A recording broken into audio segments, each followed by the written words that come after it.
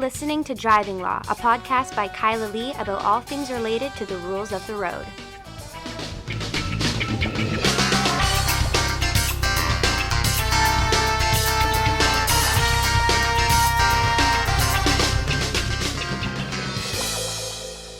Hello, and welcome to another episode of Driving Law. I am Kyla Lee at Acumen Law, and with me, my co-host, Paul Doroshenko. Hey, Kyla. Nice to see you. Yes.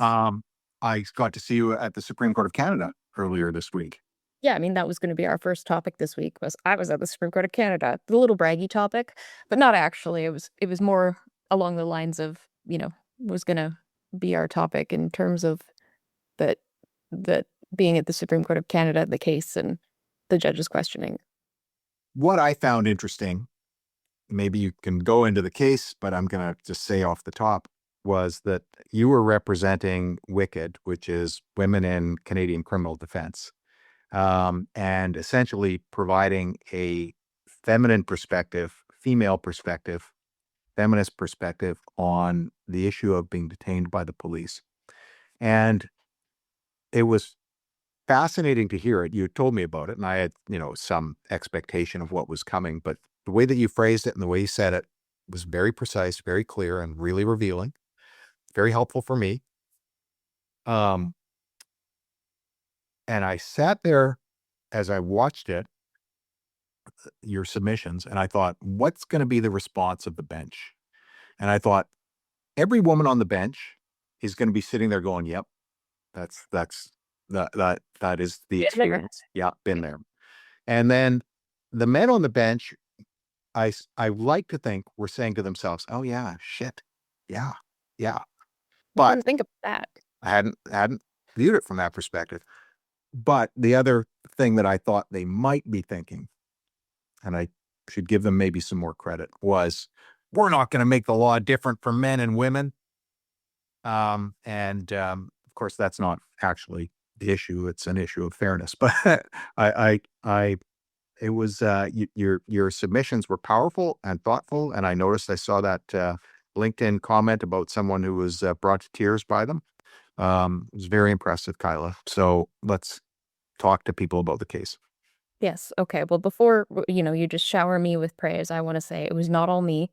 Anita Shigetti, who is the executive director of WiCCD, worked on the oral submissions with me.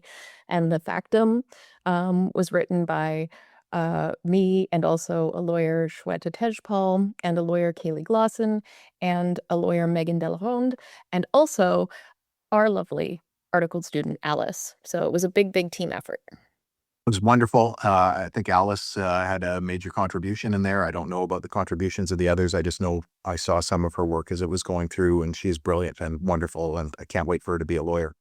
Yeah. It's unfortunate that the articled students don't get listed as people who are involved in it, because, what opportunities do you have to go to the Supreme Court of Canada? I mean, we're actually looking for opportunities to go to the Supreme Court of Canada. People are thinking to themselves, you're not going to appeal this thing. Well, we don't appeal it if there's no chance.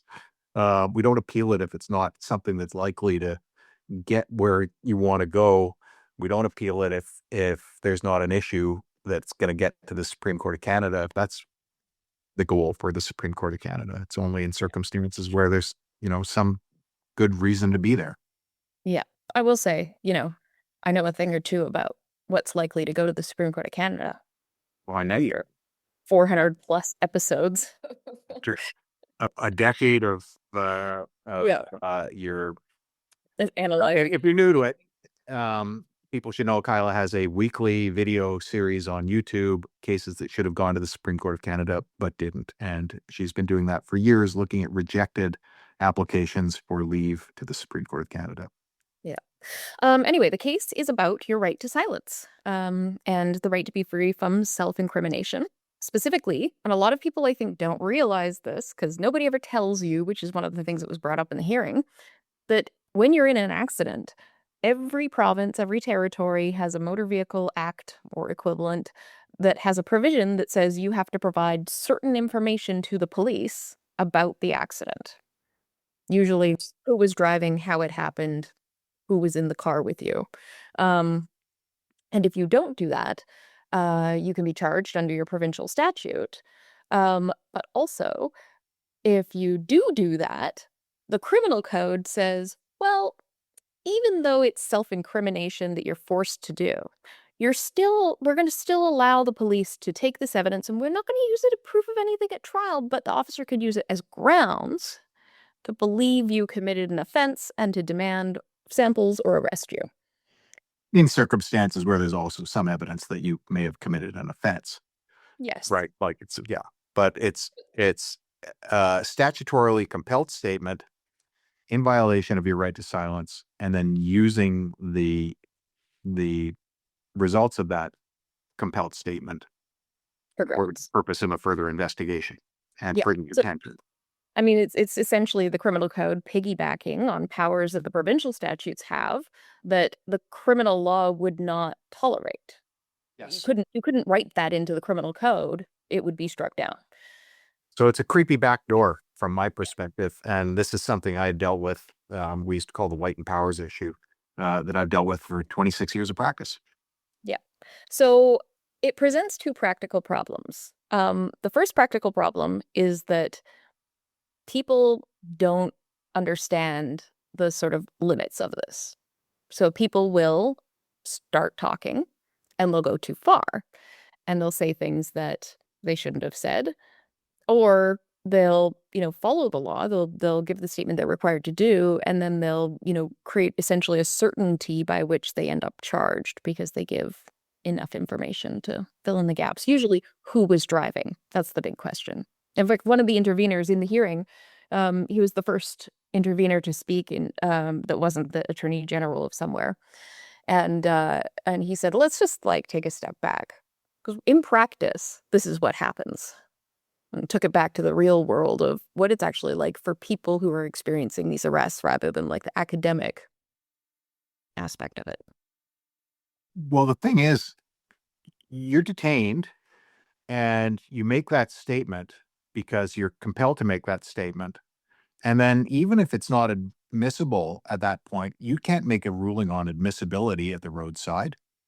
And so then the police charter you, and you've already made that statement. From your perspective, you've already made that admission. So you end up basically making that admission again after the fact because people don't understand. The police already know.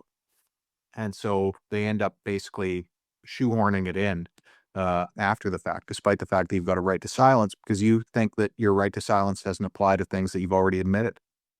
Yeah. Yeah. And my perspective on behalf of WiCCD was that this law and using this disproportionately affects women and also, other marginalized people, but we focused on women in our submissions differently because of the different socialization that we have as women. We're taught to be polite and cooperative and not to argue and not to assert ourselves or assert our rights because we don't want to be difficult or bitchy. You've never heard of Karen? Because Karen would assert her rights, Kyla. No. Was that the response from the government when you made that argument? No, but I actually was prepared for the, what about the Karen stereotype question? I'm sure they would have asked it differently. And I was prepared to answer that. My answer would have been, yes, but even in those moments, those women provide more information because for them, it's a defense mechanism of anger. And in anger, they're lashing out with information. Yeah, fair. Again, I completely agree with the socialization aspect, but the thing that the thrust of your argument was that, and the different response that you're going to have. But the thing that I found most compelling was the concern about being detained. Mm-hmm. And a woman's concerned about being detained. And unfortunately, you cooperate out of fear. Yeah, you cooperate cover over your body. Yeah. And so you're essentially trying to protect yourself from further detention, and the mechanism in law permits further detention rather than protecting you from unlawful detention. Yeah. Now, the one thing that came up in the course of the hearing, first came up in Ian Savage's submissions. He was one of the two lawyers representing Ms. Cordiner, the appellant. Good guy. Yeah.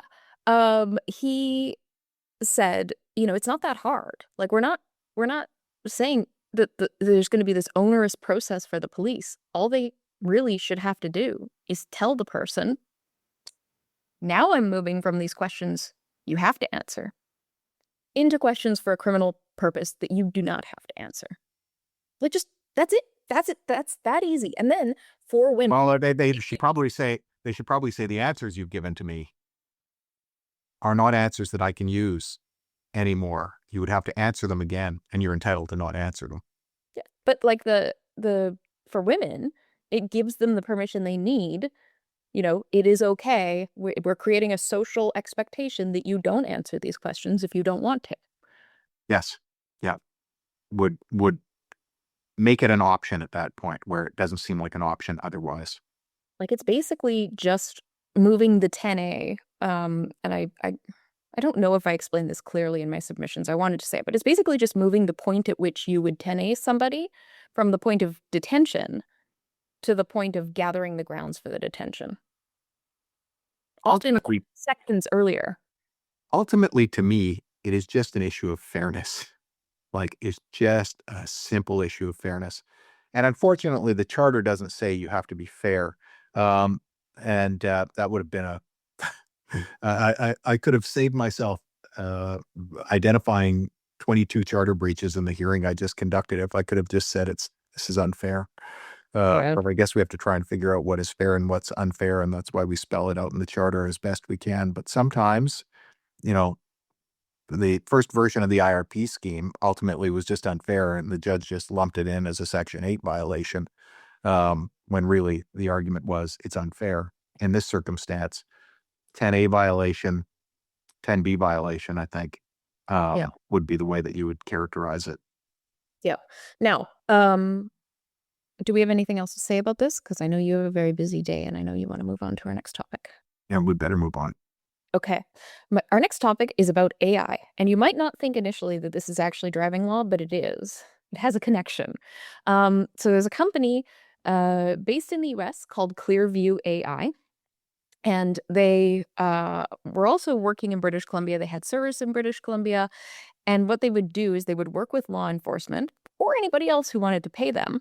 And they had bots that would scrape the internet for people's faces and then connect their faces to their names. And then, because it was using this, very expansive facial recognition technology, it could pretty much find any publicly available photograph of you on the internet and the link to that.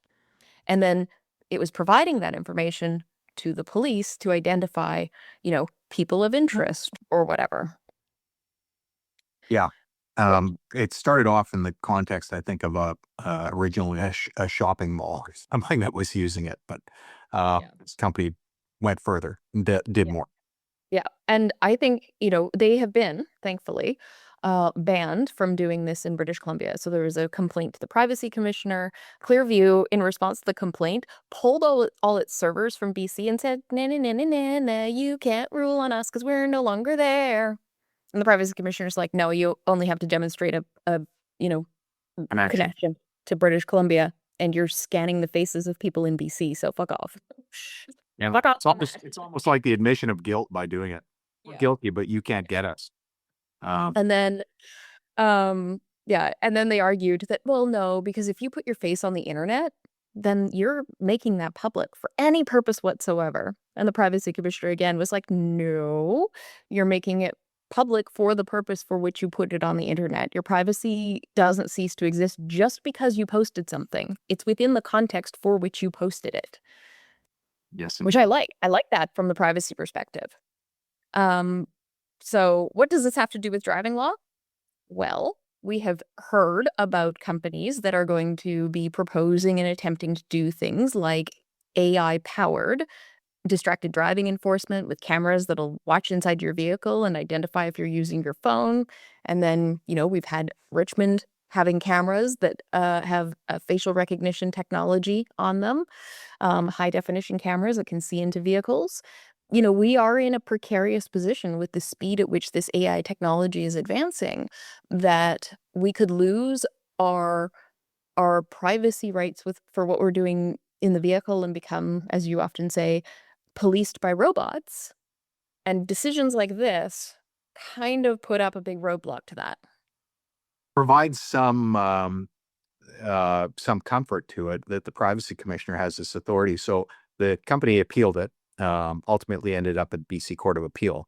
And the BC Court of Appeal said, no, the privacy commissioner's got this authority and is properly exercising the authority. And no problem with the decision as far as we're concerned. So I'm glad to see that the privacy commissioner has been backed up by our court, because it often doesn't feel like our court has shows this level of courage, but the privacy commissioner has this particular power, is empowered, and is expected to exercise this power courageously. And so far, our privacy commissioners and the privacy commission has done so, which is really like comforting to me, a person who is deeply concerned about these infringements on our privacy. Yeah, well, it's comforting to me, a person who is chronically online, where my face is plastered pretty much anywhere I can get it, that I'm not just consenting to give that to the world for any purpose, that me posting it on the internet for educating people about the law or promoting a talk or showing off my new shoes is just for that purpose and nothing more. I like that, and that makes me feel comfortable. Yes. There's a second, a related, it's 2B privacy driving law related. Okay. And that has to do with Lapu-Lapu. Yeah, this is a fairly significant one. It's less privacy law related, though, I think, or less driving law related. It's privacy law related. And that is, of course, a bunch of people who had access to medical databases in BC lawfully within their job, had unlawfully accessed information about the victims of the Lapu-Lapu Day tragedy here in Vancouver, and were caught, investigated, some disciplined, some fired. Surprising that anybody was fired with our shortage of healthcare workers, but probably, depending on how bad they needed you, the decision was made to fire some. So much information available to these people who have access to these databases held by the government. We've seen a bunch of police officers who were recently disciplined. I can't remember where it was. I think it was in Saskatchewan, for accessing police computers. We've seen these police officers in Ontario who are charged right now. And part of it is that they were using the police computer system to get information that they were giving to bad guys. And the police may have been bad guys themselves on top of the again, privacy breaches, information that's held, what information that's held, how much do we consent to it being out there, and who's got it, freaks the hell out of me. Well, also, don't forget, Paul, as of right now, none of those Lapu-Lapu people can sue, because you can't sue for injuries arising as a result of a motor vehicle accident. Now, arguably, they might have a claim in assault. That's a completely separate issue. Right now, their best possibility of a lawsuit and almost certain recovery of something in the way of damages is for them to sue under the Privacy Act, because that breach is a breach of the Freedom of Information and Protection of Privacy Act, and that act gives you damages just because. You don't have to show proof of loss or anything. I wonder how many people have been notified about the breach to their privacy, though. And if they have, I hope they're consulting with a lawyer. But I don't know that necessarily everybody would have been notified. As we know, these regulatory bodies, the Law Society, for example, will not notify victims. If a lawyer does something, or an applicant to be a lawyer does something that victimizes somebody else, the Law Society doesn't phone them and tell them, oh, by the way, we're going through this file and found out you were a victim. So who knows? Who knows if they know? We got about 2 minutes. Yes. And that brings us to our ridiculous driver of the week, which is a person in Florida, because I love me a Florida man, who had a crash with a school bus. It's actually pretty upsetting. And I know you picked this one just to make a point about something else that we won't mention, but car safety. There was a really bad accident in Burnaby that was on CTV. There was a group that was in a Volvo They apparently were all okay. The other vehicle is completely indiscernible and the driver died. Yeah. And so car safety has been on my mind. And this was somebody driving a convertible Jaguar, and they drove it right under a bus, and it didn't look like they applied the brakes at all. And you're thinking to yourself, like, how do you survive that without getting your head cut off? They drove it under a school bus. So school bus fairly raised up to start with. Bumpers are very high on a school bus, way too high. In my mind, I've never understood why they don't have them low down, because there's nothing to stop them from being low down. It's not like you're going to get wedged up on the ground or something in a school bus. Make the bumpers the height of a normal car. But in any event, drives under a school bus, wedges it up. The person survived. There was video, like clear video of it, right? So you can see it. I don't know how they got that video, where it came from. It was from the side. Yeah. What you can't see is that the driver's side of the bus, of the Jag, appears to have not taken the worst of it. So that's the only reason I suspect the person apparently came out without injury. But you got a wedge-shaped Jaguar sports car, convertible, drives it under a school bus without braking. Ridiculous. Lucky they survived. And sad to see that Jag destroyed. Yeah, I know. One less Jag that'll never be replaced. Yeah, especially now that Jaguar is not making cars anymore. So, all right, I have to go. I got 20 seconds. All right. Well, that's our podcast. If you need to discuss a driving law related issue with us, you can find us online at vancouvercriminallaw.com or give us a call at 604-685-8889 and tune in next week for another exciting episode of Driving Law.